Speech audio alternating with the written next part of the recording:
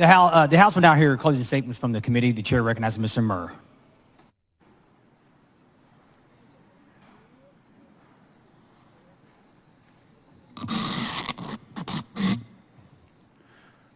Members, Mr. Paxton brought this matter to us. Let me repeat that. Mr. Paxton brought this matter to us. In February, after signing a settlement agreement that stopped the litigation process in a whistleblower lawsuit brought against him by some of the highest-ranked individuals in the Office of the Attorney General, Mr. Paxton came to this body and testified before the Appropriations Subcommittee, asking the legislature to spend millions of dollars to settle his lawsuit without sharing any facts about what had happened. Millions of taxpayer dollars, $3.3 million. The General Investigating Committee retained highly qualified attorneys and investigators to learn what happened.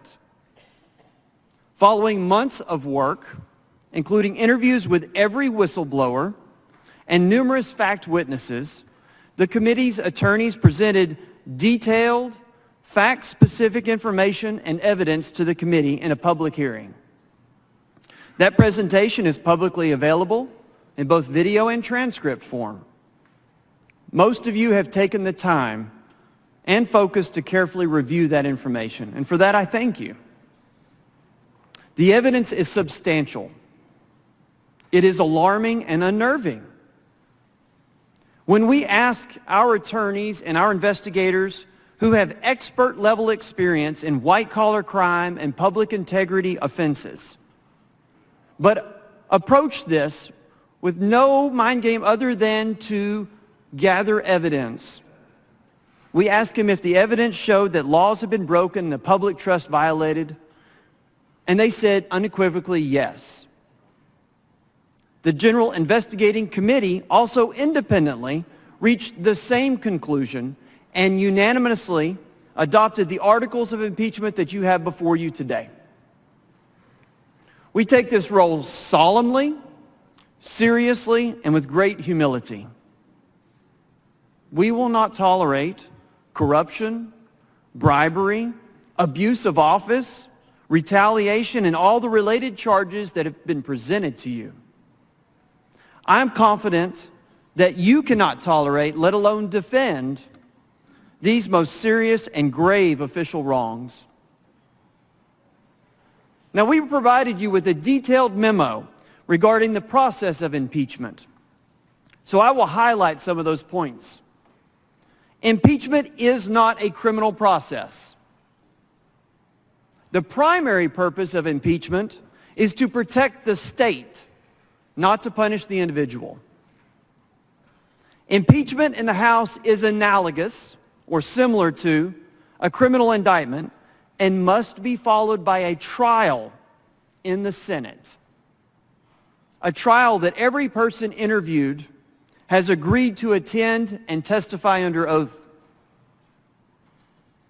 The House acts similar to a grand jury. You are not being asked to decide facts or law. That is the role of the Senate. You are only deciding whether there is sufficient evidence to justify further legal proceedings.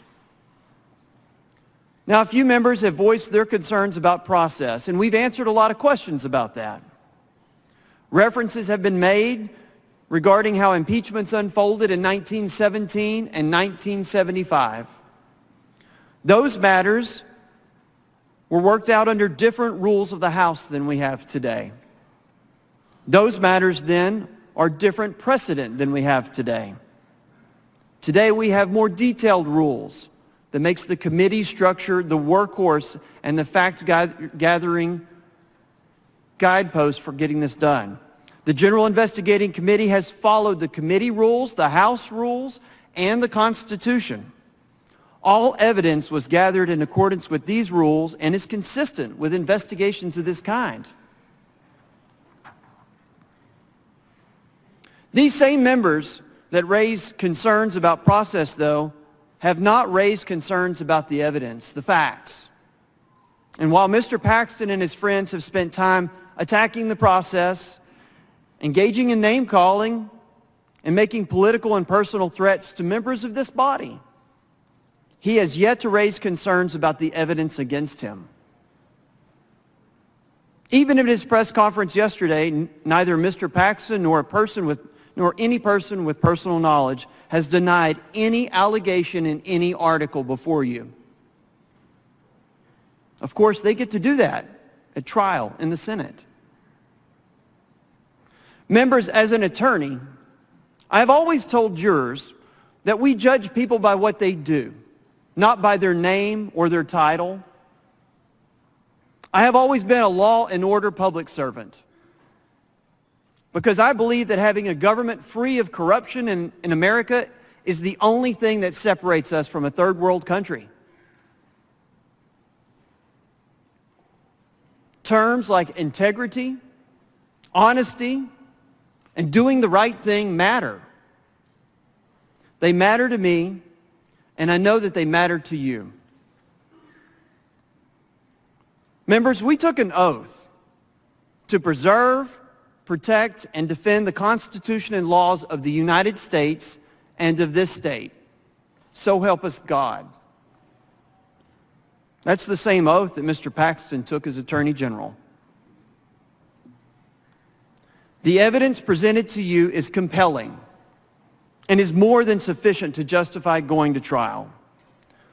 Putting politics aside, this decision is clear.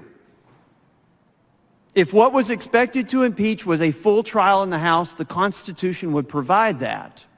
But the trial is in the Senate. You are not deciding facts or law today. You are simply deciding if this matter may proceed to trial. You are simply deciding that there are sufficient facts to go to trial. Members, I respectfully ask that you approve these articles. Send this to trial. Move adoption. Please excuse Dr. Oliverson because of the point missing the district on the motion. Mr. Goldman is objecting. Chair hears none, so ordered. The question occurs on adoption of the resolution. This record vote required by the Constitution. The clerk ring the bell. Show the Speaker voting aye. Show Mr. Longoria voting aye. Mr. Murr voting aye.